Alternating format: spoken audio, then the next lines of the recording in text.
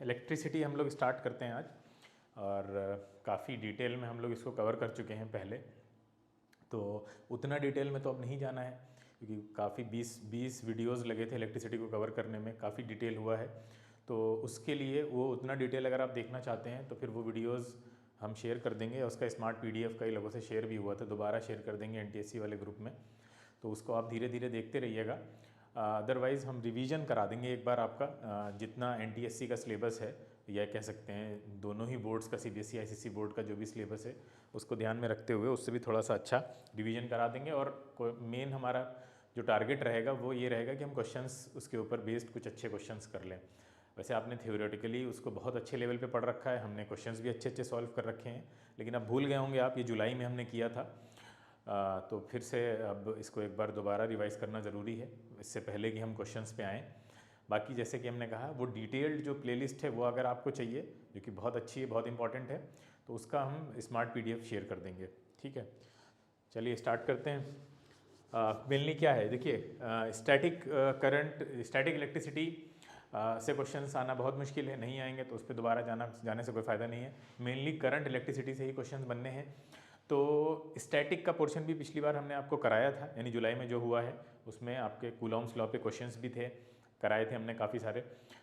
तो इस current electricity पे हम यहाँ फोकस रखेंगे। करंट इलेक्ट्रिसिटी क्या है, देखिए थोड़ा सा रिकैप कर लेते हैं कि जितने भी मटेरियल हमारे आसपास हैं, ठीक है, ये प्लास्टिक हो जाए या कोई भी और मटेरियल जितने भी हैं, सब एटम से मिलकर बने हैं। ठीक है, हर चीज़ एटम से मिलकर बनी है, और एटम्स के अंदर क्या होते हैं, इलेक्ट्रॉन्स हैं, प्रोटॉन है। ठीक है, न्यूक्लियस है, न्यूक्लियस में प्रोटॉन और न्यूट्रॉन है, और उसके चारों तरफ इलेक्ट्रॉन्स रिवॉल्व कर रहे हैं।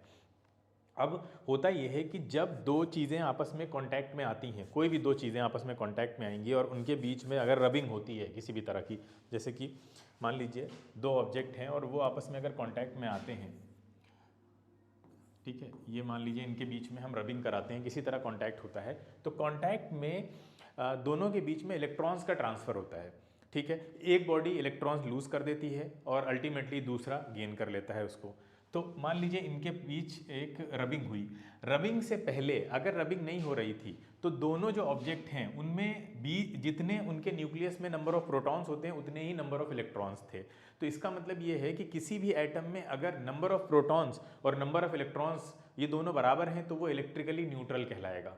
और ओवरऑल देखा जाए तो सारे ऑब्जेक्ट्स हमारे आसपास जितने भी हैं वो ऐसे ही हैं, उनके अंदर जितने इलेक्ट्रॉन्स हैं उतने ही प्रोटॉन हैं, यानी वो एक दूसरे के इफेक्ट को न्यूट्रलाइज कर देते हैं। ये बताने की ज़रूरत नहीं है कि इलेक्ट्रॉन और न्यूट्रॉन दोनों का चार्ज एक ही जैसा होता है, बस एक साइन का डिफरेंस है। ठीक है, इलेक्ट्रॉन का हम माइनस में लेते हैं और प्रोटॉन का प्लस में लेते हैं। तो जितने नंबर ऑफ प्रोटॉन है उतने ही नंबर ऑफ इलेक्ट्रॉन है, तो ये क्या करेंगे, एक दूसरे के चार्ज को, इफेक्ट को नलीफाई कर देते हैं, यानी एटम जो है वो इलेक्ट्रिकली न्यूट्रल कहलाता है। लेकिन अगर आप ऐसे दो न्यूट्रल ऑब्जेक्ट्स को लाकर आपस में रब करा दीजिए, तो रब कराएंगे तो अब क्या होगा, अब एक ऑब्जेक्ट उनमें से इलेक्ट्रॉन लूज करेगा और दूसरा गेन कर लेगा उसको। तो मान लीजिए अगर इन्होंने इलेक्ट्रॉन लूज किया, ये इलेक्ट्रॉन यहाँ से यहाँ पहुँच गया, तो फिर बाद का सिचुएशन क्या होगा, सिनेरियो क्या होगा, जो इलेक्ट्रॉन लूज करेगा उसके ऊपर ऐसे एक प्लस का चार्ज आ जाएगा। ठीक है, और जो इलेक्ट्रॉन गेन करेगा उसके ऊपर ऐसे एक नेगेटिव चार्ज आ जाएगा। ये चार्जेस क्या दिखा रहे हैं, ये चार्जेस ये दिखा रहे हैं, जिसके ऊपर प्लस चार्ज है वो ये दिखा रहा है इसके अंदर इलेक्ट्रॉन की कमी है, और जिसके ऊपर नेगेटिव चार्ज है वो ये दिखा रहा है उसके ऊपर उसके पास इलेक्ट्रॉन एक्सेस में है। ठीक है, तो ये बॉडीज कहलाती हैं चार्ज्ड बॉडीज, यानी ये दोनों ही चार्ज बॉडीज कहलाएंगी। ठीक है, चार्ज्ड ऑब्जेक्ट हैं, ध्यान से समझ लीजिए, चार्ज्ड ऑब्जेक्ट किसको कहेंगे हम इलेक्ट्रिसिटी, मतलब यहाँ पे इस चैप्टर में चार्ज्ड ऑब्जेक्ट वो नहीं है जिसके पास इलेक्ट्रॉन प्रोटॉन है, इलेक्ट्रॉन प्रोटॉन तो सबके पास है। चार्ज्ड ऑब्जेक्ट वो है या तो उसके पास पॉजिटिव चार्ज ज़्यादा हो, ठीक है, या तो उसके पास नेगेटिव चार्ज ज़्यादा हो। अब देखिए एक चीज़ और याद रखिएगा, पॉजिटिव चार्ज या नेगेटिव चार्ज जो आया है, कोई भी ऑब्जेक्ट के ऊपर आया है, रबिंग के थ्रू आया है, जब वो एक दूसरे के कॉन्टैक्ट में आए हैं, उसका रीज़न क्या है, उसका रीज़न ये है कि इलेक्ट्रॉन का ट्रांसफर हुआ है। कभी भी प्रोटॉन का ट्रांसफर नहीं होने वाला है ऐसी रबिंग से, यानी न्यूक्लियस, प्रोटॉन जो है वो न्यूक्लियस के अंदर बंधे हुए हैं, वो कहीं नहीं जाने वाले हैं, उनके पास पॉजिटिव चार्ज है, लेकिन वो इस रबिंग में पार्टिसिपेट नहीं करने वाले हैं, वो कहीं से मूव करके नहीं जाएंगे। अल्टीमेटली इस रबिंग की वजह से जो मूव करेगा वो इलेक्ट्रॉन होगा।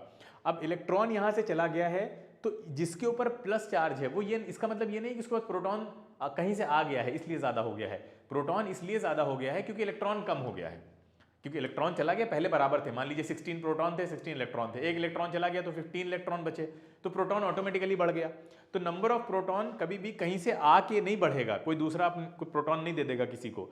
इलेक्ट्रॉन की या तो कमी होती है या तो इलेक्ट्रॉन कहीं पे एक्सेस में हो जाता है, उसकी वजह से ही प्लस चार्ज और माइनस चार्ज आ जाता है। बताइए इतनी चीज सबको क्लियर है? पॉजिटिव चार्ज और नेगेटिव चार्ज का केस क्लियर है? किसी बच्चे को जरा सा भी इसमें डाउट हो पूछ लीजिएगा, बहुत इंपॉर्टेंट है, बहुत बेसिक सी चीज लग रही होगी कुछ लोगों को, है भी, लेकिन कुछ लोगों के लिए बहुत ज्यादा बड़ा मसला बन जाता है। हम ध्यान नहीं देते हैं जब इसके ऊपर कि ये कहाँ से हुआ, क्योंकि ये चीज़ आपको 12th में भी परेशान करेगी बहुत अच्छे से, काफ़ी वेटेज है और अभी भी है आपका। तो देखिए ये चार्ज बॉडी, चार्ज ऑब्जेक्ट कहलाएंगे, ठीक है, ये भी चार्ज ऑब्जेक्ट है, ये भी चार्ज ऑब्जेक्ट है, क्लियर है? अब देखिए आगे चलते हैं।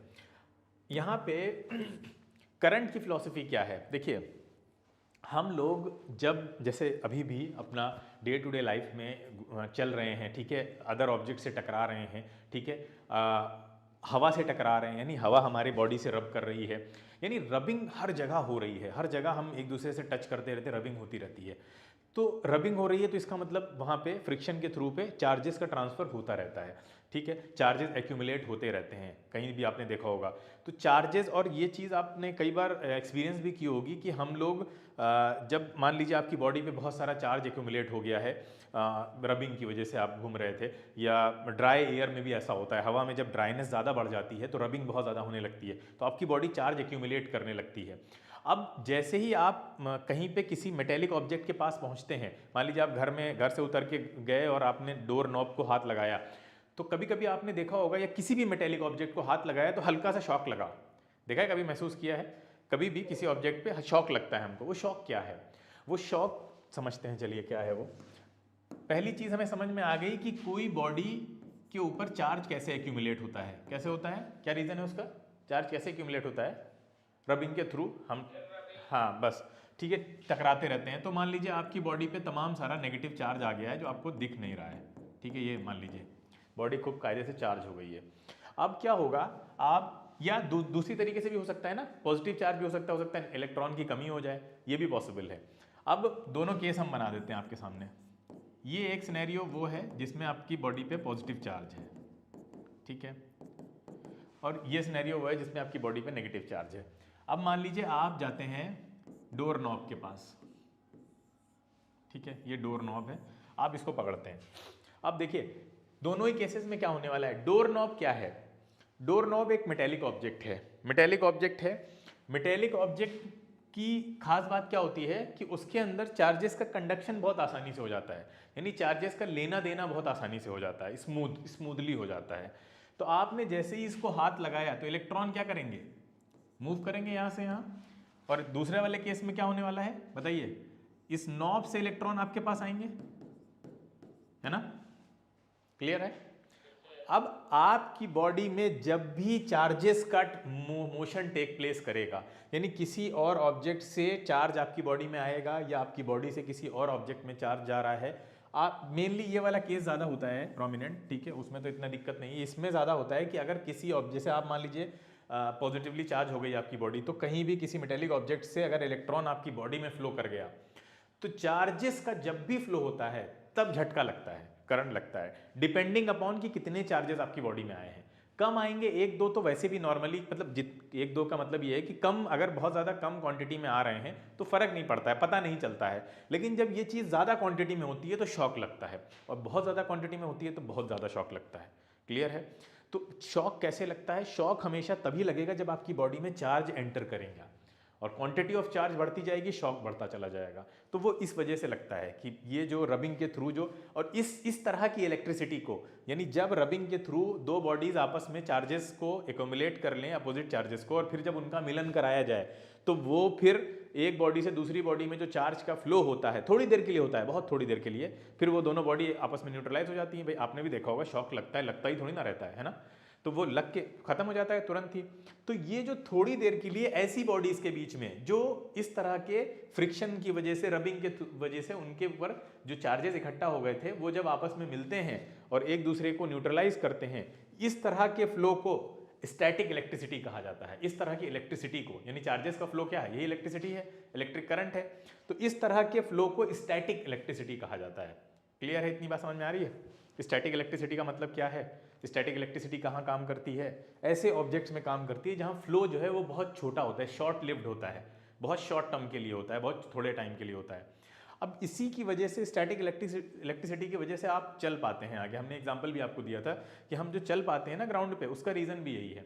अब आप जब चलते हैं ग्राउंड पे तो क्या होता है, जब आप ग्राउंड पे चलते हैं तो देखिए क्या सिस्टम होता है। ये ठीक है, मान लीजिए पैर है आपका और ये आपका ग्राउंड है, ठीक है। अब जब आपके पैर इस पे पड़ेंगे तो इन दोनों के बीच में क्या होगा? रबिंग होगा, बोलो। रबिंग होता ही है जब हम लोग ज़मीन पे चलते हैं, तो रबिंग हुआ। रबिंग की वजह से क्या होगा? अभी बताया, रबिंग की वजह से क्या होगा भाई? चार्जेस ट्रांसफर हो जाएंगे, ठीक है। आप मान लीजिए आपके पैर पे पॉजिटिव चार्ज आ गया, ग्राउंड पे नेगेटिव चार्ज आ गया जब आपने रब किया। यानी रब का मतलब यानी फ्रिक्शन की वजह से, फ्रिक्शन की वजह से चार्जेस एक दूसरे में ट्रांसफर हो जाएंगे, एक के ऊपर पॉजिटिव दूसरे के ऊपर नेगेटिव। अभी बताया था जब चार्जेस ट्रांसफर होंगे तो दोनों के बीच में अट्रैक्शन काम करेगा, नहीं करेगा? अपोजिट चार्ज अट्रैक्ट करते हैं तो अट्रैक्शन काम करेगा। कौन सा फोर्स लगेगा, कोई बताएगा? कौन सा फोर्स लगेगा? हाँ बेटा, बिल्कुल, शाबाश, इलेक्ट्रोस्टैटिक। ये बहुत बेसिक चीज़ है लेकिन बहुत इंपॉर्टेंट है, लोग अक्सर लोग बता नहीं पाते हैं। इलेक्ट्रोस्टैटिक। अब इसमें यहाँ पे आपको हम बहुत इंटरेस्टिंग एक और चीज़ बताएंगे अभी। इलेक्ट्रोस्टैटिक फोर्स लगा, इलेक्ट्रोस्टैटिक फोर्स लगा, ज़मीन ने आपके पैर को चिपका लिया, ठीक है, चिपका लिया, स्टेबल हो गए आप। अब आप उस स्टेबिलिटी की वजह से क्या होता है, जब आप ज़मीन के ऊपर फोर्स लगा रहे हैं, इलेक्ट्रोस्टैटिक फोर्स लग रहा है, तो आपको पता है एक्शन रिएक्शन फोर्स हमने पढ़ा हुआ है। तो जब ज़मीन को आप पीछे की तरफ पुश कर रहे हैं पैर मारकर, उसके ऊपर ऐसे पैर मार रहे हैं तो वो पीछे की तरफ पुश हो रही है, और इलेक्ट्रोस्टैटिक फोर्स की वजह से आपको चिपका भी रही है अपने साथ, ताकि आप स्टेबल हो सकें। और बदले में आपके ऊपर रिएक्शन फोर्स भी लगा रही है, वो जिस रिएक्शन फोर्स की वजह से आप आगे की तरफ बढ़ पाते हैं। मतलब दो चीज़ें हो रही हैं, इलेक्ट्रोस्टैटिक फोर्स की मदद से आप चिपक पा रहे हैं ज़मीन से, ताकि आप स्टेबल रहें, गिरे ना। और जब ज़मीन पे आप फोर्स लगाएंगे तो एज अ रिएक्शन वो आपको आगे की तरफ पुश कर रही है। ये चीज़ साइमल्टेनियसली हो रही होती है, बिल्कुल एक टाइम पे हो रहा होता है। ऐसा नहीं आपने पहले किया फिर लग रहा है। रिएक्शन फोर्स हमेशा एक मतलब तुरंत लगता है, रैंडम लगता है, तो फिर आप आगे मूव कर पाते हैं। तो ये अगर इलेक्ट्रोस्टैटिक फोर्स नहीं होगा तो आप मूव नहीं कर पाएंगे आगे, मतलब आपको स्टेबिलिटी ही नहीं मिलेगी वहां पे। तो अगर मान लीजिए इलेक्ट्रोस्टैटिक फोर्स कब नहीं होगा? जब ये रबिंग नहीं होगी। ये रबिंग का मतलब क्या है? यानी ये फ्रिक्शन नहीं होगा, फ्रिक्शन ही रबिंग प्रोवाइड करा रहा है। तो फ्रिक्शन हटाने के लिए मान लीजिए बीच में हम ऐसा कोई मटेरियल डाल देते हैं, लाके केले का छिलका डाल देते हैं या कोई और स्मूथ चीज डाल देते हैं जो फ्रिक्शन खत्म कर दे। फ्रिक्शन खत्म, रबिंग खत्म, आप पैर मारेंगे जमीन पे, जमीन पैर को होल्ड नहीं करेगी, पैर आपका जहां जा रहा था चलता चला जाएगा और आप आपकी बॉडी आगे की तरफ गिर जाती है। इसीलिए तो केले का छिलका जब पड़ता है तो हम आगे गिरते हैं, क्योंकि हमने पैर पीछे मारा था और पीछे हमें पैर रोकने वाला बीच में फ्रिक्शनल फोर्स है ही नहीं, इलेक्ट्रोस्टैटिक फोर्स बना ही नहीं वहां पे, बना नहीं तो पैर पीछे मारा तो पीछे चलता चला जाता है, बॉडी आगे चली जाती है। क्लियर है? समझ में आया? तो वो इलेक्ट्रोस्टैटिक फोर्स की मदद से हम लोग चल पाते हैं, ये नहीं होता तो नहीं चल पाते। अब देखिए यहां से एक चीज निकल के आई कि आपसे अगर पूछा जाए कि बताओ फ्रिक्शनल फोर्स का नेचर क्या है, वैसे तो फ्रिक्शनल फोर्स खाली हम पढ़ते रहते हैं, अगर नेचर पूछे तो भी आप बता सकते हैं। अभी हमने बताया क्या नेचर है, किस नेचर का फोर्स है? इलेक्ट्रोस्टैटिक नेचर का फोर्स है, बिल्कुल सही है, ठीक है। अभी इलेक्ट्रोस्टैटिक नेचर का फोर्स है, इसमें फ्रिक्शनल फोर्स इसी तरह का नॉर्मल रिएक्शन फोर्स होता है, वो इलेक्ट्रोमैग्नेटिक नेचर का होता है। उसमें जब जो दो चीज़ें आपस में पास आती हैं, एक दूसरे को दबाती हैं, तो जनरेट होता है, वहाँ इलेक्ट्रॉन्स के बीच में रिपल्शन जनरेट होता है, ठीक है। हमने काइनेमेटिक्स के जो भी इधर वीडियोस रिलीज हो रहे हैं FBD पे और काइनेमेटिक्स के जितने भी, उनको देखिए, थोड़ा टाइम मिले आपको, वो बहुत अच्छे हैं। 11th का पूरा बेस सेट कर देंगे आपका, इवन NTSC स्टेज 2 के लिए पूरा सेट कर देंगे स्टेज, क्योंकि वहाँ पे अच्छे लेवल की मैकेनिक्स पूछी जाती है। तो इतना समझ में आ गया सबको, इलेक्ट्रोस्टैटिक फोर्स कहाँ जनरेट होता है, ठीक है। स्टैटिक इलेक्ट्रिसिटी क्या होती है, क्लियर हो गया। अब हम लोग आगे चलते हैं करंट इलेक्ट्रिसिटी पे। स्टैटिक इलेक्ट्रिसिटी का मतलब जहां चार्जेस स्टेशनरी रहें, मूव ना करें। यानी मूव ना करें का मतलब क्या है?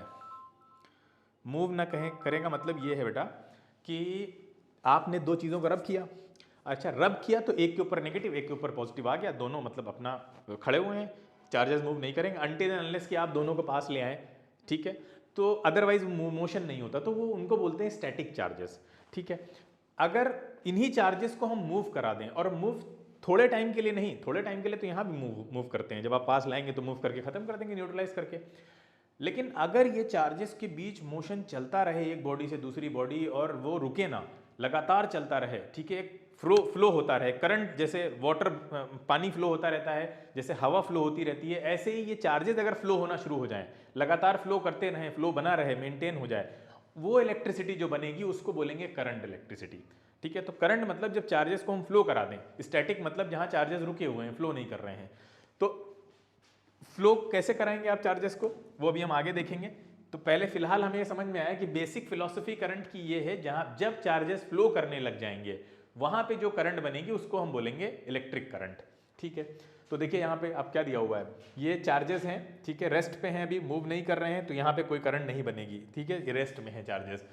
यहाँ पे जब चार्जेस मूव करेंगे तभी करंट बनेगी, यानी करंट का मतलब ही यही है कि मूविंग चार्जेस कॉन्स्टिट्यूट्स करंट जैसे कहा जाता है। तो when charges flow then it is known as current. तो चार्जेस में क्या क्या चीजें आती हैं, मेनली तो जो सॉलिड ऑब्जेक्ट होते हैं, जितने सॉलिड ऑब्जेक्ट्स हैं उन सब में एक ही चार्ज है जो मूव करता है, वो है इलेक्ट्रॉन। हमने बताया था प्रोटॉन मूव नहीं करेगा, वो तो अंदर है, ठीक है। दूसरी चीजें, लिक्विड में क्या होता है, लिक्विड में ये दोनों बनते हैं, ठीक है, लिक्विड में पॉजिटिव आयन भी बनेंगे, नेगेटिव आयन भी बनेंगे, ठीक है, एनायन कैटायन आप बोलते हैं।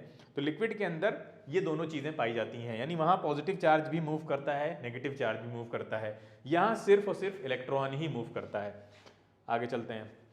अब ये जो चार्जेस हैं, ठीक है, इन चार्जेस को हम किस क्वांटिटी से मेजर करते हैं, ये भी तो एक फिजिकल क्वांटिटी है ना चार्ज, तो फिजिकल क्वांटिटी है तो उसकी यूनिट भी होनी चाहिए, उसको कैसे मेजर करेंगे, हम कैसे बताएंगे। तो चार्जेस को हम सभी जानते हैं कूलम में मेजर किया जाता है। याद क्या रखना है कि किसी भी ऑब्जेक्ट से, देखिए ध्यान से, किसी भी ऑब्जेक्ट से, जैसे ये ऑब्जेक्ट है, मान लेते हैं ये ए, ठीक है, ये ए ऑब्जेक्ट है, बहुत एटम से मिलकर बना है छोटे छोटे, इसमें से हमने एक इलेक्ट्रॉन निकाला, ठीक है, 2 इलेक्ट्रॉन निकाल लिए, 3 इलेक्ट्रॉन निकाल लिए, 4 इलेक्ट्रॉन निकाल लिए, इस तरह से हम इलेक्ट्रॉन निकाल रहे हैं इसमें से। अच्छा, हम अगर इलेक्ट्रॉन निकाल रहे हैं इसके अंदर से, तो क्या हो रहा है, ये पॉजिटिवली चार्ज होता जा रहा है, यानी उतनी इलेक्ट्रॉन की डेफिशिएंसी इसके अंदर बढ़ती चली जा रही है। तो अब जो आप ये चार्जेस को निकाल रहे हैं, इनकी कोई ना कोई वैल्यू होगी, एक इलेक्ट्रॉन की कुछ ना कुछ वैल्यू होगी, 2 इलेक्ट्रॉन की कुछ ना कुछ वैल्यू होगी। वैल्यू इन द सेंस मतलब जैसे एक केले का कुछ ना कुछ वेट होता है, 2 केले का भी कुछ ना कुछ वेट होता है ना, इसी तरह से आप जितना ज़्यादा क्वांटिटी बढ़ाएंगे उनका वेट भी बढ़ता जाएगा, ठीक है, यानी यूनिट को भी उसके सेंस में बढ़ाना पड़ेगा आपको। तो अब यहाँ पे 2 इलेक्ट्रॉन की भी कुछ वैल्यू है, 3 की भी, 4 की भी, है ना। तो जो हम चार्जेस को जिस क्वांटिटी में मेजर करते हैं, जिस यूनिट से मेजर करते हैं, उसमें सबसे पहली यूनिट हमने क्या पढ़ी, कूलम, ठीक है। तो अगर हम आपसे पूछें कि 1 कूलम इलेक्ट्रॉन्स कितने हुए, ठीक है, जैसे 1 दर्जन केले कितने हुए, कितने केले लाओ तो 1 दर्जन बनेंगे, कितने केले, मतलब गोदाम है मान लेते हैं केले का, बड़ा सा गोडाउन है केले का, उसमें से हम कितने केले निकालें कि 1 दर्जन बन जाए, बताइए। अरे भैया, एक केले पूछ रहे हैं यार, 6.25 केले कहाँ निकाल लोगे तुम, हैं 6.25 केले निकाल लोगे तुम, हैं आरो, आरो मतलब समझते हो क्या होता है, आरो का मतलब पता है, नहीं पता, अरे चलो अच्छा है। आरो, आरो मतलब होता है असेंड करना, असेंडिंग ऑर्डर पढ़ा है, असेंडिंग ऑर्डर नहीं पढ़ा, असेंडिंग ऑर्डर, डिसेंडिंग ऑर्डर, तो आरोही क्रम बोलते हैं, असेंडिंग ऑर्डर को आरोही क्रम हिंदी में बोला जाता है, तो उसी से वर्ड बना है आरोह, मतलब अच्छा मतलब होता है इसका असेंड करना, यानी आपका ग्राफ धीरे धीरे असेंड करे, ऊपर की तरफ जाए, ठीक है, तो अच्छा नाम है। तो आरोह मतलब होता है असेंड करना, तो इतना भी असेंड मत कर जाओ यार, तुम केले इतने कहाँ से निकाल लाओगे, 6.25 केले निकाल आएंगे।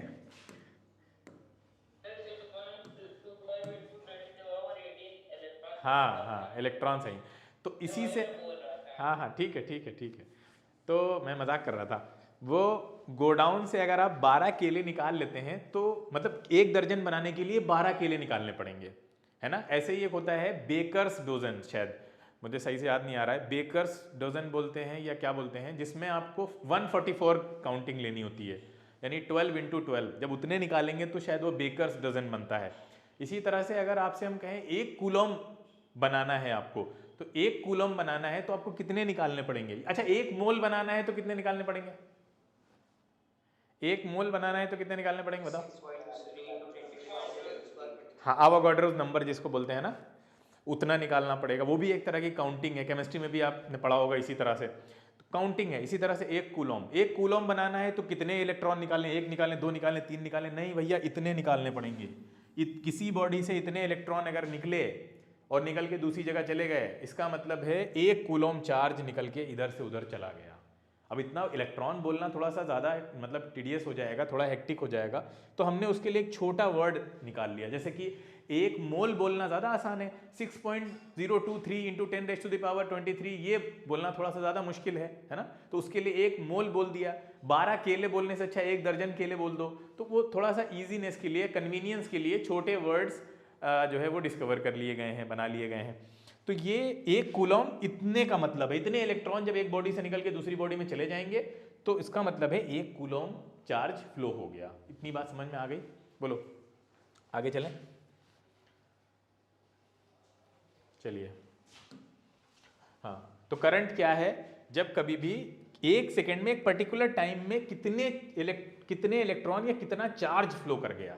ठीक है, 5 कूलम चार्ज फ्लो कर गया यहाँ पे एक पर्टिकुलर क्रॉस सेक्शन मतलब एक पर्टिकुलर एरिया से कितना फ्लो कर गया, तो वो उतना करंट बन जाएगी।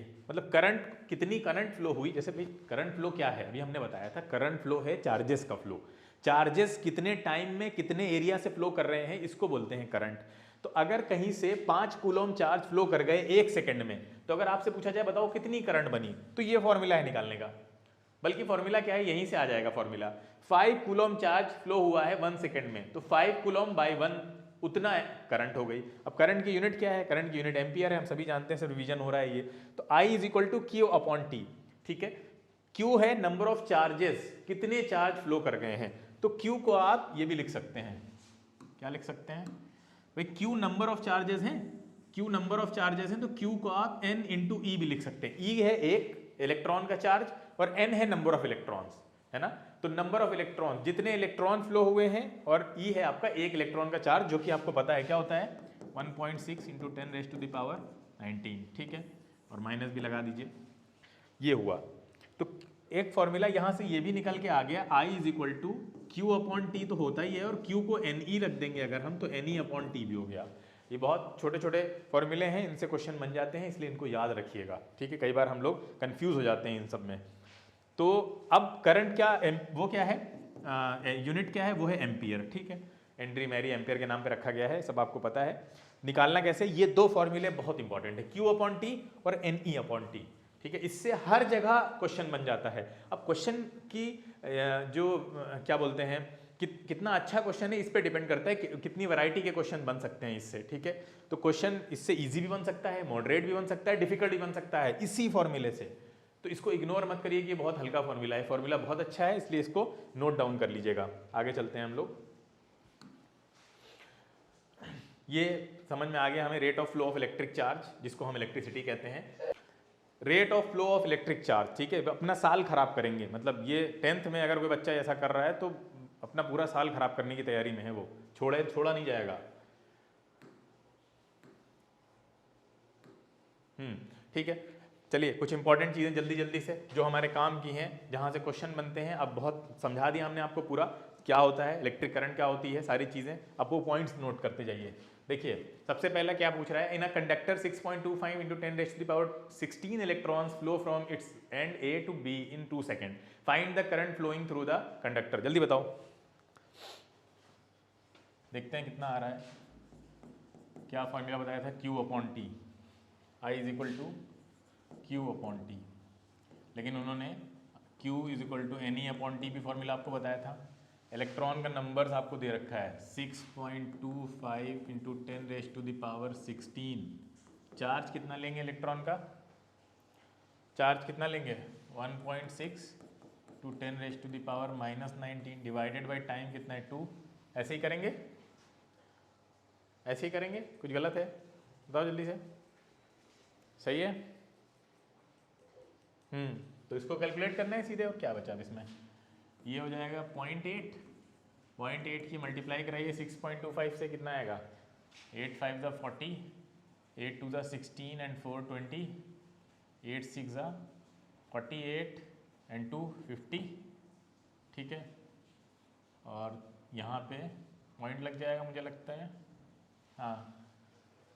तो ये कितना आ रहा है, ये तो आ रहा है 10⁻³ ये आ रहा है। तो 5 × 10⁻³ एम्पियर, बोलो सबका यही आ रहा है? यही आ रहा है। हाँ, आपको मिली एम्पियर के बारे में पता होना चाहिए, माइक्रो एम्पियर के बारे में पता होना चाहिए। 1 मिली एम्पियर और एम्पियर के बीच में वही रिलेशन होता है जो ग्राम और किलोग्राम के बीच में होता है, यही होता है, बताइए। ऐसे याद रखो रिलेट करके, 1 किलोग्राम में 1000 ग्राम होते हैं, 1 एम्पियर में कितने मिली एम्पियर होते हैं? 1000।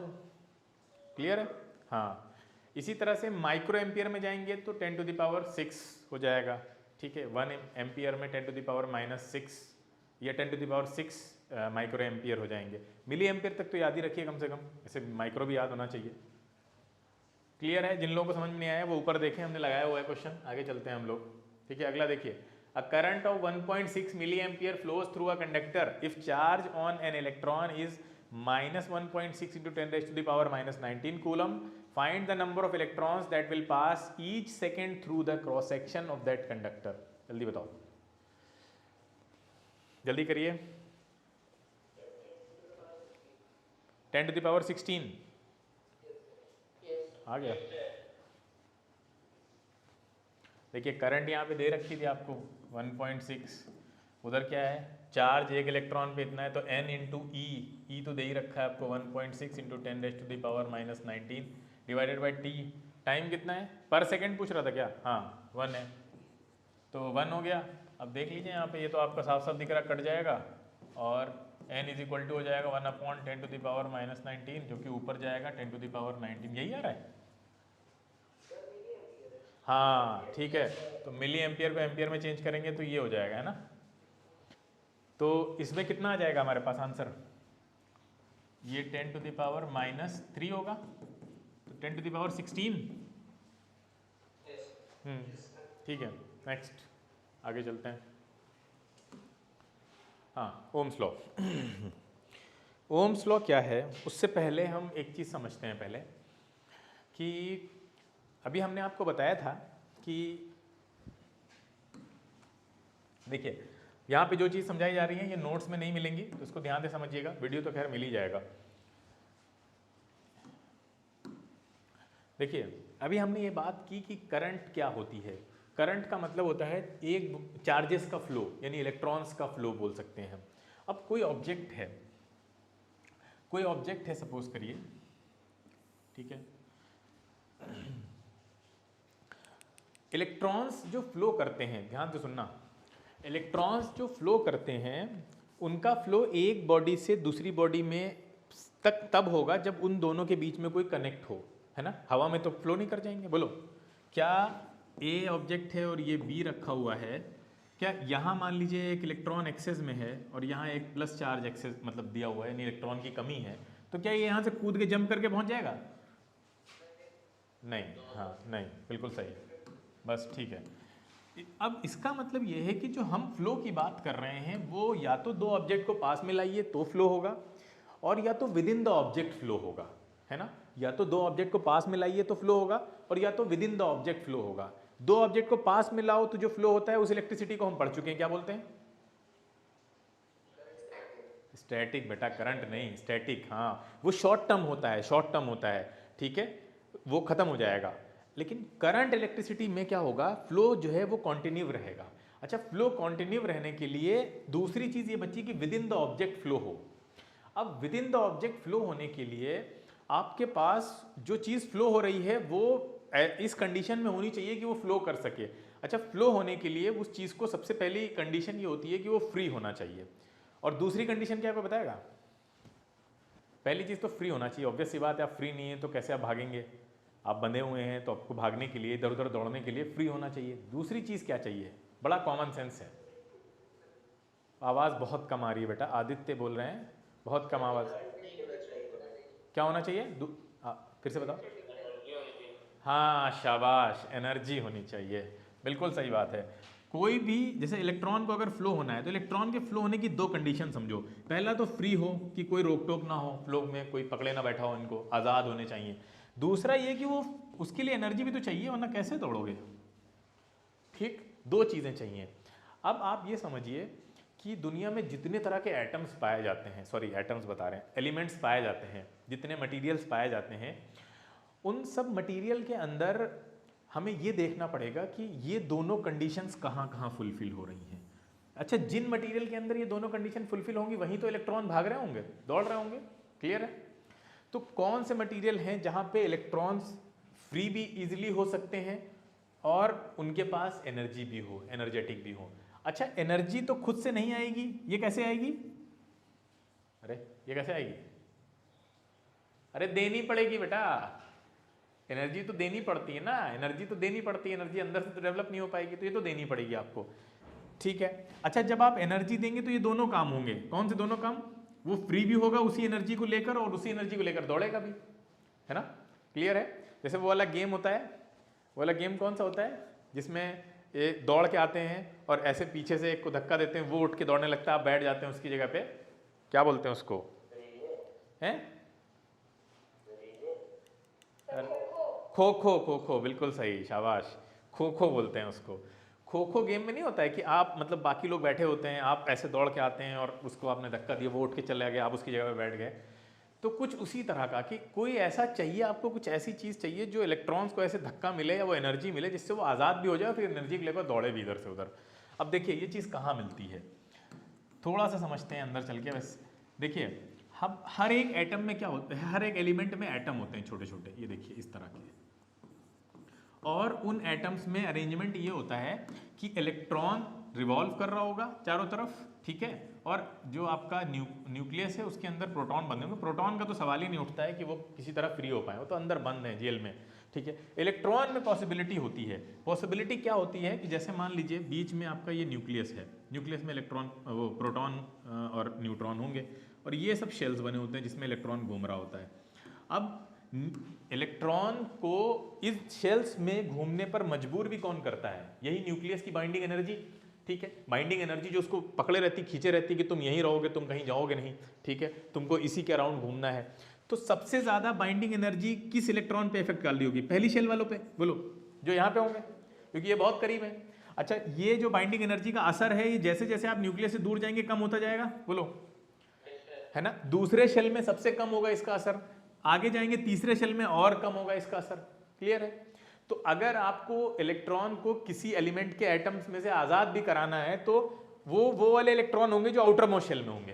क्लियर है? क्योंकि वो न्यूक्लियस से थोड़ा दूर है, उतना उसके ऊपर असर नहीं है न्यूक्लियस का, तो वो वहां से उनको आजाद कराया जा सकता है कुछ एनर्जी देकर। अब पहली कंडीशन तो ये है कि इलेक्ट्रॉन सिर्फ आउटर मोस्ट शेल वाला ही आजाद होगा, ठीक है। दूसरी कंडीशन ये है कि आउटर मोस्ट शेल में भी देखा ये जाएगा कि इलेक्ट्रॉन, नंबर ऑफ इलेक्ट्रॉन हैं कितने। आउटर मोस्ट शेल में जितने कम नंबर ऑफ इलेक्ट्रॉन्स होंगे वहां से आजाद कराना उतना मुश्किल है। मतलब यह है कि जैसे यहां पे आउटर मोस्ट शेल में 2 इलेक्ट्रॉन है, अब मान लीजिए कोई एक एटम है जिसमें एक ही इलेक्ट्रॉन हो, तो वहां एक इलेक्ट्रॉन को आजाद कराना ज्यादा आसान है इन कंपैरिजन टू 2 इलेक्ट्रॉन के, ठीक है। इसी तरह से जहां 3 इलेक्ट्रॉन है वहां और थोड़ा मुश्किल होगा। लेकिन पहला, दूसरा, तीसरा, आउटर मोस्ट शेल में अगर एक इलेक्ट्रॉन है तो आप आजाद करा सकते हैं, 2 हैं तो भी करा सकते हैं, 3 है तो भी करा सकते हैं। लेकिन जैसे ही मामला 3 से आगे निकलेगा अब दिक्कत हो जाएगी। अगर आउटर मोस्ट शेल में 3 से ज्यादा इलेक्ट्रॉन हुए तो फिर आजाद कराना ऑलमोस्ट इम्पॉसिबल है। और आपको पता है 4 किसके आउटर मोस्ट शेल में होते हैं?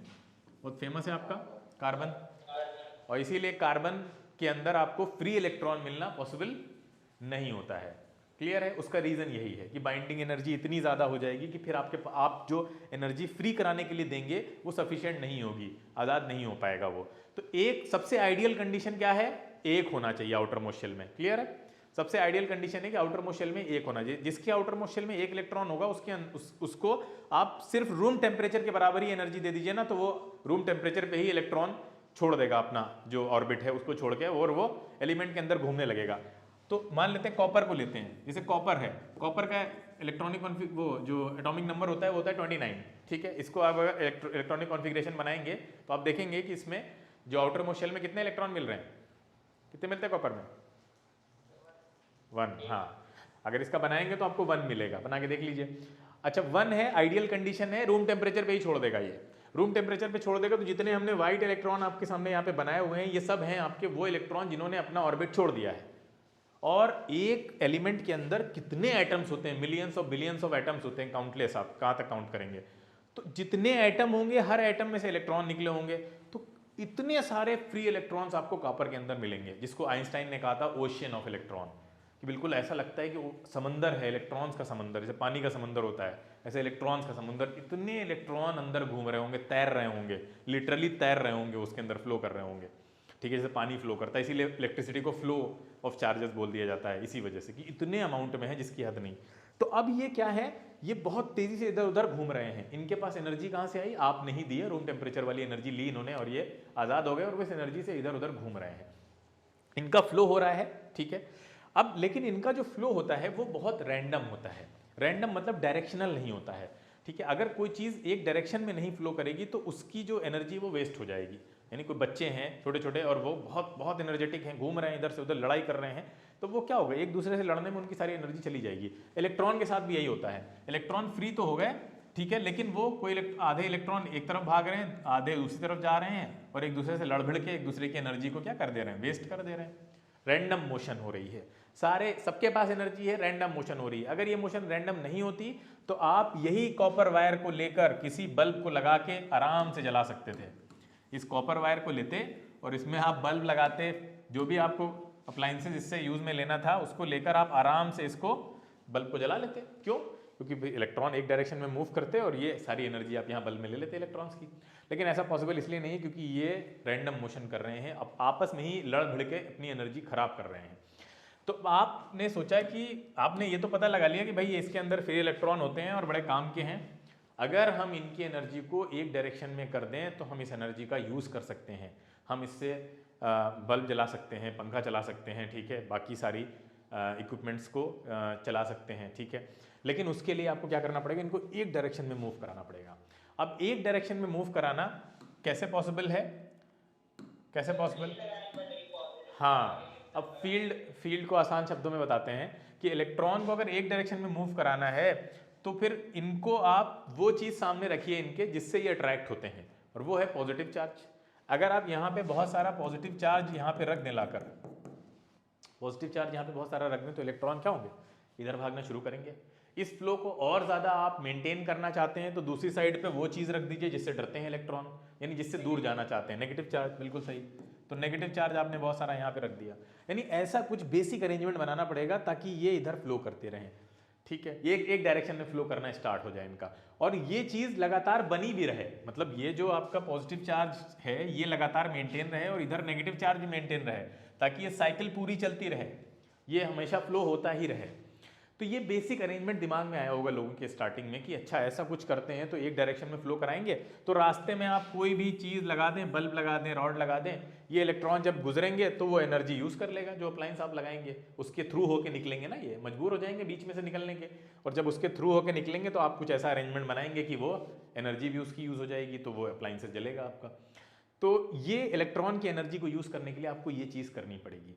अच्छा, अब आपको पता है किसी भी चीज़ में जब फ्लो होता है, कोई भी चीज़ जब फ्लो करती है तो वो हाई प्रेशर से लो प्रेशर फ्लो करती है, मतलब जहाँ ज़्यादा है वहाँ से कम की तरफ करती है। हाई प्रेशर का मतलब हाई एनर्जी स्टेट से लो एनर्जी स्टेट में फ्लो करती है, ठीक है।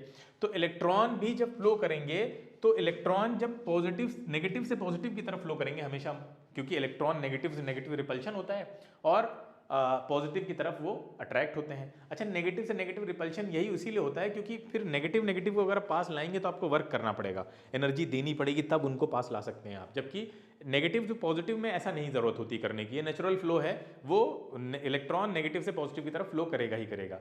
तो जैसे हम नेचर में देखते हैं कि कोई भी चीज़, जैसे पानी है, तो पानी कोई भी ए पॉइंट से बी पॉइंट की तरफ अगर फ्लो कर रहा है, ध्यान से सुनना है, बहुत इंपॉर्टेंट चीज़ है, तो हम देखते ही बता देंगे कि किसका प्रेशर ज़्यादा होगा। बताओ किसका प्रेशर ज़्यादा होगा? ए का, बिल्कुल सही बात है, ए का प्रेशर ज़्यादा होगा। अगर हवा लखनऊ से कानपुर की तरफ फ्लो कर रही है तो हवा कहाँ ज़्यादा है? लखनऊ में ज़्यादा है, बिल्कुल सही बात है, लखनऊ में ज़्यादा है। अब देखिए यही चीज़ यहाँ अप्लाई करते हैं। अगर इलेक्ट्रॉन नेगेटिव से पॉजिटिव की तरफ फ्लो कर रहे हैं, इसका मतलब इलेक्ट्रॉन का एनर्जी कहाँ ज़्यादा है, पोटेंशियल कहाँ ज़्यादा है? नेगेटिव की तरफ है, इलेक्ट्रॉन का पोटेंशियल नेगेटिव की तरफ। ये हाई पोटेंशियल हुआ इनके सेंस में, ये कैसा हुआ, लो पोटेंशियल हुआ भाई, तभी तो उधर जा रहे हैं आप, इधर से उधर जा रहे हैं, इसका मतलब यहाँ ये हाई एनर्जी स्टेट है और ये कैसा है, लो एनर्जी स्टेट है, तभी आप उसको फुलफिल करने जा रहे हैं। नेचुरल फ्लो है, ऐसे ही होता है। लेकिन हमारे बेंजामिन फ्रैंकलिन साहब से गलती हो गई स्टार्टिंग में। गलती ये हो गई कि तब ये हमने आपको बताया था पूरा कि ये जो एटम का स्ट्रक्चर था जो जे थॉमसन ने डिस्कवर किया 1900 समथिंग में, वो तब डिस्कवर नहीं हुआ था। तो अंदर क्या चल रहा है उनको कुछ नहीं पता था, कि एक न्यूक्लियस होता है, उसके चारों तरफ इलेक्ट्रॉन रिवॉल्व करते हैं, उनको कुछ नहीं पता था। लेकिन बस उस फिलोसफिकल सेंस में उनको ये पता था कि कोई भी चीज़ पॉजिटिव उसको बोलते हैं जिसके पास कोई चीज़ ज़्यादा होती है। मतलब जैसे आप कहते हैं कोई इंसान पॉजिटिव है, तो पॉजिटिव का मतलब ये है कि ये अच्छा है, इसके पास थॉट्स ज़्यादा हैं, अच्छे थॉट्स ज़्यादा हैं। कोई इंसान नेगेटिव है तो बोलते हैं इसके पास बुरे थॉट्स ज़्यादा हैं, अच्छे कम हैं। तो फ्लो कहाँ से कहाँ होगा, पॉजिटिव वाले के पास से नेगेटिव, यानी नेगेटिव वाला क्या दे सकता है किसी को, ये सोचा जाता है जिसके पास पॉजिटिविटी है वो ही दे सकता है दूसरों को।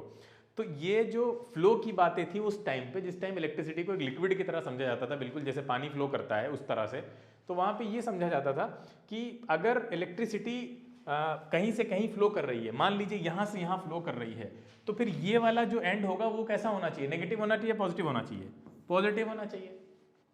भाई ऑब्वियस सी बात है, अगर आप ये सब नहीं जानते हैं अंदर का स्ट्रक्चर पूरा कि इलेक्ट्रॉन होता है, प्रोटॉन होता है, और आपको पता चले कि यार ये एक मतलब वायर है और इस वायर में या जो भी इलेक्ट्रिसिटी का जो भी चीज़ का फ्लो होता है वो हमेशा जहाँ ज़्यादा होती है वहाँ से कम की तरफ जाती है। तो अगर आपके पॉजिटिव और नेगेटिव आपने हमेशा से ही उस सेंस में पढ़ा है कि पॉजिटिव अच्छा होता है, नेगेटिव बुरे को बोला जाता है, नेगेटिव का मतलब बुरा, तो जब भी फ्लो होगा तो अच्छे से बुरे की तरफ जाएगा, यानी अच्छे के पास कुछ है देने के लिए बुरे वाले को। तो उन लोगों ने क्या किया कि फ्लो में ये कर दिया कि पॉजिटिव को हाई पोटेंशियल बना दिया, कि पॉजिटिव के पास कुछ है देने के लिए, उसका पोटेंशियल हाई होगा तो वो हाई पोटेंशियल, और बाकी जिसके पास जा रहा है वो नेगेटिव है। बाद में जब ये डिस्कवरी हुई तो पता चला कि भाई मोशन ही उल्टा चल रहा है, इलेक्ट्रॉन का चार्ज ही नेगेटिव है। अगर इलेक्ट्रॉन का चार्ज पॉजिटिव आ जाता तब तो ये चीज़ फंसती ही नहीं, कुछ होता ही नहीं, सब सही हो जाता। लेकिन इलेक्ट्रॉन का चार्ज नेगेटिव हो गया, चार्ज नेगेटिव हो गया तो मूव इलेक्ट्रॉन कर रहे हैं, इलेक्ट्रॉन मूव कर रहे हैं और किधर जा रहे हैं, पॉजिटिव की तरफ, तो इसका मतलब है वो हाई पोटेंशियल से लो पोटेंशियल की तरफ जा रहे हैं। लेकिन अब पहले चीज़ें सब बन चुकी थी, आप इसको पहले ही हाई पोटेंशियल मान चुके थे। किसको मान चुके थे भाई, इसको हाई, हाँ पॉजिटिव को आपने पहले ही हाई पोटेंशियल मान लिया, उसकी बेसिस पे किताबें लिख दी गई, ठीक है। और इवन फैक्ट्रीज में बैटरीज बनने लगी, बैटरी के ऊपर पॉजिटिव नेगेटिव उसी सेंस में लिखा होता है, आपने देखा सेल पे लिखा होता है एक साइड पॉजिटिव एक साइड नेगेटिव। ये सब बहुत शुरू से, मतलब बहुत पहले बन गया था, 17 समथिंग की बात है, 200 साल पहले, जे थॉमसन की डिस्कवरी से 200 साल पहले ये सब होने लग गया था अच्छे खासे लेवल पे, ठीक है। 1770 समथिंग में एलेक्सेंड्रा वोल्टा ने सबसे पहली बैटरी बना दी थी। आप लोगों को बताया था हमने कि वो लड़ाई हुई थी उनकी, किससे याद है किसी को, दूसरा क्या नाम था, नहीं याद होगा, किससे लड़ाई हुई थी, गैल्वानी से, यूजी गैल्वानी से लड़ाई हुई थी उनकी, और पूरा मतलब उन्होंने हंगामा कर दिया था, और उन्हीं के नाम पे आज हम पोटेंशियल डिफरेंस को वोल्ट में मेजर करते हैं, वोल्टा को ही ऑनर करने के लिए। तो इसको हाई पोटेंशियल पहले ही बोल दिया आपने। अब पहले पुराने पाप, पुरानी गलती थी, उसको अब ऑनर कर दिया गया कि भाई ठीक है हमारे पूर्वजों से गलती हो गई, अब हम उसको लेकर चलेंगे, क्योंकि उतना बड़ा कोई दिक्कत नहीं हुई। वो भी हमने आप लोगों को बताई थी कि कैसे उन्होंने जस्टिफाई किया है। तो ये हाई पोटेंशियल इसको आपने पहले ही मान रखा था, और इसको लो पोटेंशियल मान रखा था। लेकिन बाद में पता चला कि इलेक्ट्रॉन तो इधर से इधर फ्लो करते हैं, तो होना ये हाई पोटेंशियल चाहिए। लेकिन आप मान चुके थे तो आपने एक नई चीज़ निकाली। अब वो नई चीज़ क्या थी कि आपने ये कहा ठीक है हम ये मान लेते हैं कि हाई करंट, वो जो इलेक्ट्रॉन है वो नेगेटिव से पॉजिटिव मूव करते हैं, लेकिन करंट हमारी वैसे ही मूव करेगी जैसे हमने पहले मान रखा था, किधर से किधर, हाई पोटेंशियल से लो पोटेंशियल। तो आपने एक नई तरीका निकाला कि आपने ये माना कि करंट का फ्लो जो होगा वो हमेशा इलेक्ट्रॉन फ्लो के अपोजिट डायरेक्शन में होगा, लेकिन साइमल्टेनियसली उसी टाइम होगा। जैसे एक्शन रिएक्शन पेयर काम करते हैं, एक्शन रिएक्शन फोर्स जो होता है कि एक्शन लग रहा है उसी टाइम रिएक्शन लग रहा होता है, बिल्कुल वैसे ही कि इलेक्ट्रॉन का फ्लो इधर जिस टाइम हो रहा होगा उसी टाइम करंट इधर से इधर फ्लो कर रही होगी। सिर्फ और सिर्फ इस चीज़ को जस्टिफाई करने के लिए जो कुछ पहले हो चुका था, काफ़ी सारी चीज़ें डेवलप हो चुकी थी, तो उन्होंने एक तरीका निकाला कि हम ऐसे भी मान सकते हैं, कोई दिक्कत नहीं है। इसको अब और अच्छे से समझाएंगे अभी आगे कि इसके पीछे का क्या रीज़न देते हैं कि भाई इधर से इधर फ्लो तो दिख रहा है कि इलेक्ट्रॉन फ्लो हो रहा है, इधर से इधर क्या फ्लो हो रहा है जो आपने करंट मान ली, तो वो बताते हैं कि पॉजिटिव चार्ज इधर से इधर मूव करता है। तो वो हम आपको दिखा भी चुके हैं इससे पहले, दोबारा भी दिखा देंगे। तो अब क्या समझ में आया, समझ में ये आया कि करंट तो हाई पोटेंशियल से लो पोटेंशियल ही मूव करेगी, यानी अपोजिट टू इलेक्ट्रॉन, ठीक है। बनेगी क्यों, इलेक्ट्रॉन की वजह से बनेगी, इलेक्ट्रॉन नहीं फ्लो करेंगे तो करंट नहीं बनेगी, ठीक है। तो इलेक्ट्रॉन का फ्लो फिर आप किधर से किधर मानना पड़ेगा बताओ, जब आप ऐसा करेंगे तो low potential to high potential मानना पड़ा। इसीलिए बुक्स में देखो लिखा होता है कि electrons move from low potential to high potential but current moves from high potential से लो पोटेंशियल। उसके पीछे की ये कहानी है पूरी।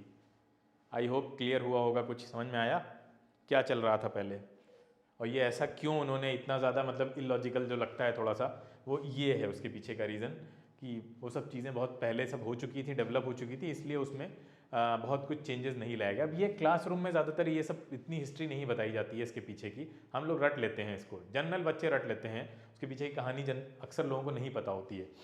ठीक है, तो ये हमें समझ में आया कि अच्छा ये भैया ये आप करंट तब तक आपकी नहीं बनने वाली, या इलेक्ट्रॉन जब तक फ्लो नहीं करेगा तब तक करंट नहीं बनेगी, और इलेक्ट्रॉन का फ्लो भी यूनी डायरेक्शनल होना चाहिए, यानी एक पर्टिकुलर डायरेक्शन में होना चाहिए, कहने का मतलब ये है। तो वो डायरेक्शनल फ्लो पाने के लिए आपको 2 पॉइंट ऐसे चाहिए जो हाई पोटेंशियल के हो, एक लो पोटेंशियल का हो, क्योंकि जब तक आप इस तरह का हाई और लो पोटेंशियल के 2 पॉइंट्स नहीं बनाएंगे तब तक की चीज़ें हाई से लो फ्लो जो करती हैं नेचर में वो अंदर सिस्टम बन नहीं पाएगा। ठीक है, इसका मतलब अगर क्या चाहिए आपको, अगर हम सिंपल शब्दों में कहें तो आपको हाई पोटेंशियल और लो पोटेंशियल का पॉइंट के जरिए आप पोटेंशियल डिफरेंस क्रिएट करना चाहते हैं, है ना भाई, पोटेंशियल डिफरेंस ही तो बना रहे हैं आप, बोलिए, पोटेंशियल डिफरेंस बनाना चाहते हैं, यानी आपको 2 पॉइंट चाहिए, एक हाई पोटेंशियल एक लो पोटेंशियल, ताकि पोटेंशियल डिफरेंस क्रिएट हो सके और चीज़ें फ्लो करें। चीज़ें फ्लो तभी करती हैं जब तक पोटेंशियल डिफरेंस होता है। अगर 2 जगह वाटर लेवल बराबर है तो उनके बीच फ्लो होगा ही नहीं, जब तक आप वाटर लेवल में ऊपर नीचे ना करें, एक जगह वाटर लेवल हाई हो एक जगह कम हो तभी फ्लो होगा, अदरवाइज फ्लो नहीं होगा।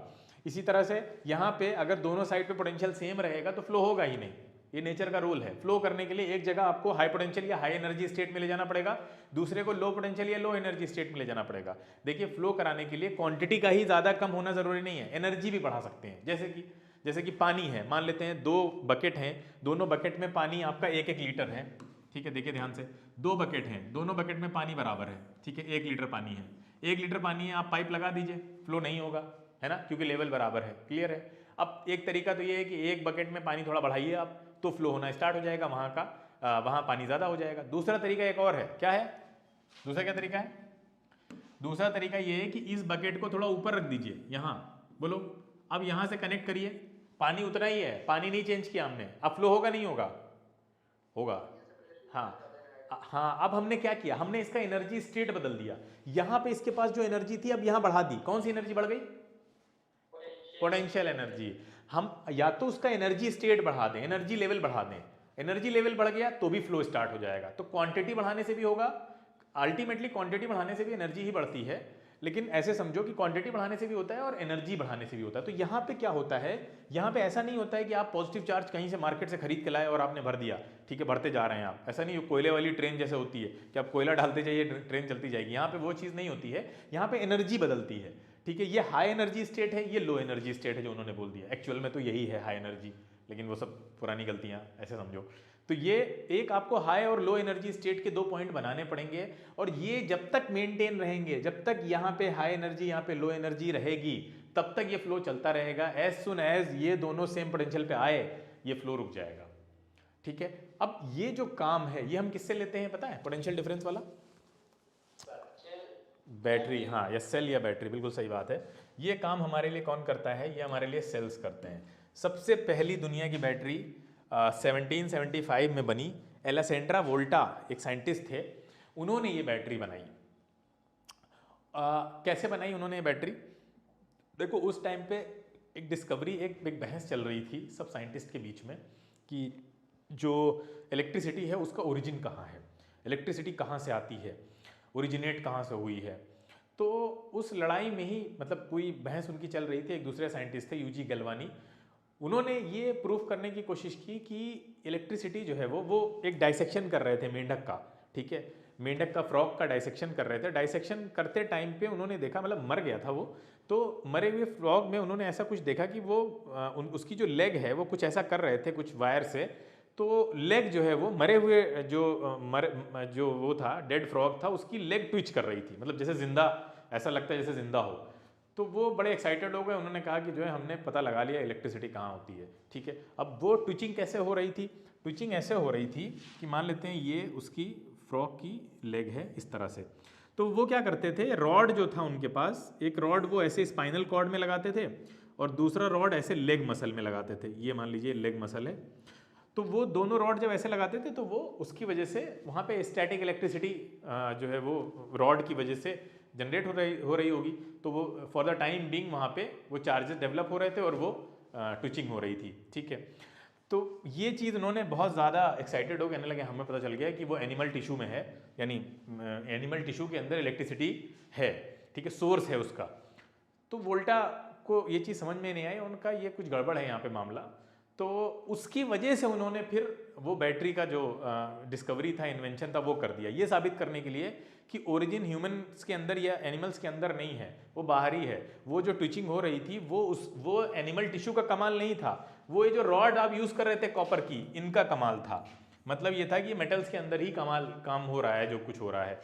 तो वो सही भी थे। बाद में उन्होंने फिर क्या किया कि उन्होंने 2 प्लेट्स ले ली, ठीक है, 2 प्लेट्स ली उन्होंने, एक कॉपर की प्लेट ले ली, कॉपर की प्लेट ली, और एक थी आपकी, याद है किसकी थी, जिंक की, हाँ एक जिंक की थी। और बीच में क्या किया, ऐसे कई सारी प्लेट्स थी, एक कॉपर की प्लेट रखी, फिर जिंक की प्लेट रखी, और बीच में उन्होंने एक पेपर ले लिया, ठीक है, और उस पेपर को सॉल्ट सोल्यूशन में डिप कर दिया। किसमें, सॉल्ट सोल्यूशन में, ठीक है। ऐसे ही मतलब ड्राई पेपर नहीं रखा है, सॉल्ट सोल्यूशन में डिप करके रखा, पूरा सैंडविच बनाते चले गए। अब इसके ऊपर फिर पेपर आ जाएगा, फिर वो कॉपर वाली प्लेट आ जाएगी, यानी कॉपर प्लेट और जिंक प्लेट के बीच में सॉल्ट में डूबा हुआ, सॉल्ट में भीगा हुआ पेपर रखा उन्होंने, ठीक है।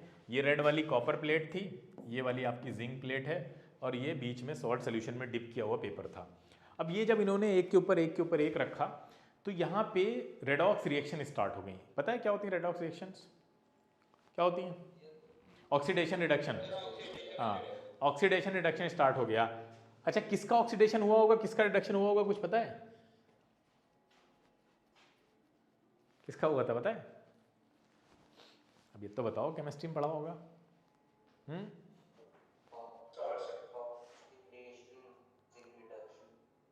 कॉपर ऑक्सीडाइज हो गया, जिंक रिड्यूस हो गया, मतलब कॉपर ने इलेक्ट्रॉन लूज कर दिए, ये कहना चाह रहे हो? ऑक्सीडेशन मतलब लॉस ऑफ इलेक्ट्रॉन है। अरे याद कर रखा होगा ना, ऑयल और रिग, ये सब तो बड़े शॉर्टकट हैं, पढ़ाए गए होंगे। हाँ, oxidation is loss of electron, reduction is gain of electron. तो यहाँ पे ऑक्सीडेशन और रिडक्शन स्टार्ट हो गया। अच्छा, ऑक्सीडेशन और रिडक्शन की वजह से 2 पोल्स बनेंगे, है ना भाई। जो इलेक्ट्रॉन लूज कर रहा है वो कैसा बन जाएगा, पॉजिटिव चार्ज। अरे यार, इलेक्ट्रॉन लूज करोगे तो पॉजिटिवली चार्ज बनेगा, और जो इलेक्ट्रॉन गेन कर रहा होगा वो कैसा बन रहा होगा, नेगेटिवली चार्ज बन रहा होगा। तो अब देखिए, यहीं पे बैटरी के अंदर यही रिएक्शंस चल रही होती हैं, ऑक्सीडेशन और रिडक्शन, कि बैटरी का एक टर्मिनल पॉजिटिव चार्ज और दूसरा नेगेटिव चार्ज बनता चला जा रहा होता है। तो उस बैटरी को जब आप यहाँ लगाते हैं लाकर, कहाँ लगाएंगे आप लाकर बैटरी को, वायर में कनेक्ट करेंगे। देखिए ये बैटरी है, इस बैटरी के अंदर यहाँ पे ये रिएक्शंस चल रही हैं, ये सब केमिकल रिएक्शंस चल रही हैं, और ये कैसी रिएक्शंस हैं, रेडॉक्स रिएक्शंस, ठीक है। इनकी वजह से यहाँ पे पोलराइजेशन हो रहा है, एक साइड पॉजिटिव चार्ज इकट्ठा होता चला जा रहा है, दूसरी साइड नेगेटिव चार्ज। हमने बताया था आपको लिक्विड में पॉजिटिव नेगेटिव दोनों मूव कर सकते हैं, ये देखा था हमने। तो यहाँ पे पॉजिटिव चार्ज, यहाँ पे नेगेटिव चार्ज बनता चला जा रहा है। अब इसको अगर आप किसी वायर से कनेक्ट करते हैं, ठीक है, कोई भी वायर से आप कनेक्ट कर दीजिए इसको, तो वायर के अंदर, कौन से वायर से, जिसमें फ्री इलेक्ट्रॉन हो, उस वायर से अगर आप कनेक्ट करेंगे तो जो उसके अंदर फ्री इलेक्ट्रॉन है, ध्यान से सुनिएगा, इस वायर में जो फ्री इलेक्ट्रॉन है, पहले से फ्री इलेक्ट्रॉन मौजूद है, ठीक है, ये सब फ्री इलेक्ट्रॉन है वायर में। अब ये जो फ्री इलेक्ट्रॉन है, ये किधर से किधर मूव करना शुरू करेंगे, इनका फ्लो ये होगा, देखिए ध्यान से, यही होगा ना, ये भाई नेगेटिव से रिपल होंगे ना ये, तो ये इधर मूव करेंगे, ऐसे इस डायरेक्शन में मूव करेंगे, ठीक है। और फिर यहाँ से निकलते टाइम पे रास्ते में आपने खूब अप्लाइंसेस लगा रखे हैं, ठीक है, रास्ते में आपने यहाँ पे फ्रिज लगा रखी है, ठीक है, यहाँ पे आपने एसी लगा रखी है, जो भी कुछ, मतलब एक ही वायर में नहीं लगा देगा कोई, लेकिन ये हर जगह जहाँ पे जो चीज़ें आप चलाना चाह रहे हैं, बल्ब लगा दिया आपने, फ़ैन लगा दिया है। अब ये इलेक्ट्रॉन निकल रहे हैं यहाँ से, इलेक्ट्रॉन यहाँ से निकल रहे हैं, एनर्जेटिक हैं, तो आपने रास्ते में जो अप्लाइंसेस लगाए हैं ये सब इसकी एनर्जी चूस लेंगे, ठीक है, और वो ऑपरेट करेंगे। अपना जो एनर्जी है वो आपको लाइट एनर्जी या जिस भी फॉर्म में आपको मिल जाएगी। वापस ये इलेक्ट्रॉन बेचारे यहाँ से थके आ रहे आते हैं, सारी एनर्जी इनकी चुस चुकी है, फिर से यहाँ से ये जो पॉजिटिव चार्ज है इसके पास आके इससे रिक्वेस्ट करते हैं कि भैया हमको एनर्जी दो। ठीक है, क्यों एनर्जी दो? ताकि हम दूसरी साइड पे पहुंचें, क्योंकि दूसरी साइड पे पहुंचने के लिए सामने से जो नेगेटिव चार्ज है वो रिपेल कर रहा है अंदर, वो जाने नहीं देगा आसानी से।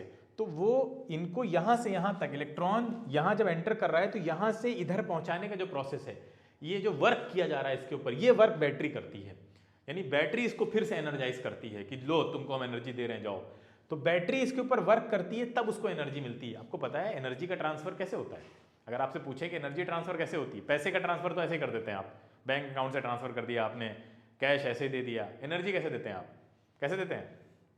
इलेक्ट्रॉन को एनर्जी चाहिए तो इलेक्ट्रॉन को एनर्जी कैसे दी जाएगी? उस पर क्या किया जाएगा?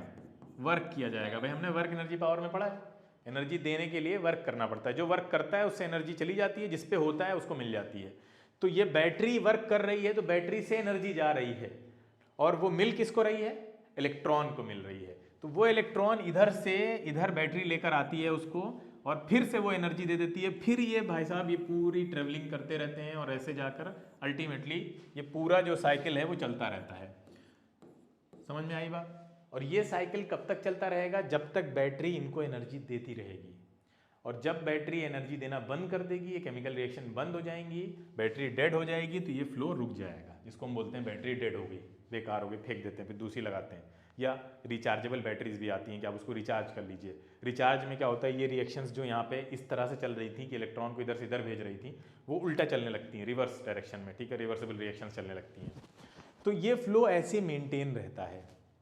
तो ये जो बैटरी इसके ऊपर वर्क करती है इलेक्ट्रॉन के ऊपर, ठीक है, कुछ अमाउंट ऑफ वर्क कर रही है एक पर्टिकुलर चार्ज के ऊपर। ठीक है, इलेक्ट्रॉन को हम चार्ज बोल रहे हैं Q। ठीक है, यही चीज पोटेंशियल डिफरेंस कहलाती है। कितना काम किया जा रहा है एक पर्टिकुलर चार्ज को यहाँ से यहाँ भेजने के लिए। ठीक है, आप समझ सकते हैं लो पोटेंशियल से हाई पोटेंशियल पे भेजने के लिए काम करना पड़ेगा आपको। हाई टू लो चीज़ें अपने आप फ्लो कर जाएंगी। देखो इलेक्ट्रॉन के सेंस में कायदे से देखिए तो ये लो पोटेंशियल वाला पॉइंट आ गया, ठीक है, क्योंकि इलेक्ट्रॉन यहाँ पहुँच गया है, और ये हाई है, लेकिन वो पहले से नाम रखे हुए उन्होंने। समझेंगे आप तभी जब आपको पता हो ओरिजिनल कॉन्सेप्ट की लो और हाई का मतलब क्या है। तो ये इसको इधर से इधर लो टू हाई भेजने में आपको एनर्जी देनी पड़ती है। हाई टू लो तो इलेक्ट्रॉन खुद ही मूव कर रहा है, देखो यहाँ से, है ना भाई, हाई टू लो तो खुद मूव कर रहा है ना, यहाँ से यहाँ तो किसी को मूव कराना नहीं पड़ता है। बैटरी के अंदर प्रोसेस जो होती है वो उसको फिर से उधर उस वाले उधर भेजते हैं नेगेटिव की तरफ, तो वो काम करना पड़ता है। तो वो जो पोटेंशियल्स को मेंटेन करने का काम है, पोटेंशियल डिफरेंस को मेंटेन करना, वो कैसे होता है? वो वर्क किया जाता है एक पर्टिकुलर चार्ज पे, तब पोटेंशियल डिफरेंस मेंटेन होता है। ये V एक्चुअल में डेल्टा V समझिए इसको, पोटेंशियल डिफरेंस है ये। वो कैसे निकालते हैं हम? W यानी कितना अमाउंट ऑफ वर्क किया जा रहा है, कितने किस चार्ज पे, पर यूनिट चार्ज भी बोल सकते हैं, एक पर्टिकुलर चार्ज भी बोल सकते हैं इसको। तो ये होता है पोटेंशियल डिफरेंस। इतनी बात समझ में आ रही है? बोलो। हाँ, तो ये हुआ आपका पोटेंशियल डिफरेंस। और एक चीज़ समझिए, जैसे आपको पता है ना मार्केट से हम लोग बैटरी खरीद के लाते हैं, 1.5 वोल्ट लिखा होता है, 6 वोल्ट लिखा होता है, 12 वोल्ट, ये सब देखा है सबने? नहीं देखा है? इसका मतलब, अब इसका मतलब समझो क्या होता है। मान लीजिए बैटरी 1.5 वोल्ट की है। 1.5 वोल्ट बैटरी का मतलब ये होता है कि जब इलेक्ट्रॉन इधर से थका आ रहा बैटरी के पास आएगा भीख मांगता हुआ कि हमको एनर्जी दो, हम आगे कैसे जाएं, तो बैटरी जितने वोल्ट की है सिर्फ उतना जूल ही एनर्जी दे सकती है इलेक्ट्रॉन को। उसके पास भी लिमिटेशन है। एक बार में हर एक इलेक्ट्रॉन को, अगर 1.5 वोल्ट की बैटरी है तो 1.5 जूल एनर्जी दे पाएगी बस। अगर 6 वोल्ट की बैटरी है तो 6 जूल एनर्जी देगी। अगर 12 वोल्ट की बैटरी है तो 12 जूल एनर्जी देगी। इसीलिए तो जब ज़्यादा वोल्ट की बैटरी होती है तो वो इलेक्ट्रॉन वहाँ पे ज़्यादा एनर्जी से निकलेगा, है ना, क्योंकि वो ज़्यादा एनर्जी दे सकती है हर एक इलेक्ट्रॉन को। तो बैटरी का वोल्टेज आप बढ़ाएंगे, वोल्टेज का सिंपल मतलब ये होता है कि हर एक इलेक्ट्रॉन को कितना एनर्जी दी जा रही है, यानी कितना काम किया जा रहा है। काम ही तो एनर्जी में कन्वर्ट हो जाएगा, है ना भाई। वर्क आप कर रहे हैं वही जूल में हम लोग मेजर करते हैं वर्क को, तो वो वही जूल यहाँ पे समझाया जा रहा है कि जो वर्क कर रहे हैं वही जूल में होगा। और पर किस पे कर रहे हैं? पर कूलॉम, यानी कितने चार्ज पे कर रहे हैं, कितने इलेक्ट्रॉन्स पे कर रहे हैं, तो वही वोल्ट बन जाता है। तो उसका मतलब ये है, कॉन्सेप्चुअल मतलब ये है कि 1.5 वोल्ट का लिटरल मीनिंग ये है कि हर एक इलेक्ट्रॉन को 1.5 जूल एनर्जी दी जा रही है, ये एक साइकिल पूरा करने के लिए। क्लियर है? समझ में आ गई बात? तो ये होता है पोटेंशियल डिफरेंस। यही दो सबसे ज़्यादा कॉम्प्लिकेटेड चीज़ें थी इसमें। करंट क्या है, कहाँ से आई, स्टैटिक इलेक्ट्रिसिटी क्या है, करंट इलेक्ट्रिसिटी क्या है, और दूसरा ये कि उस करंट को किसने ओरिजिनेट, मतलब कौन है जो उसको सपोर्ट कर रहा है, कौन चला रहा है, उसके पीछे का कॉज क्या है। करंट के पीछे का कॉज है आपका पोटेंशियल डिफरेंस। पोटेंशियल डिफरेंस नहीं होगा तो करंट फ्लो होगी ही नहीं, ठीक है।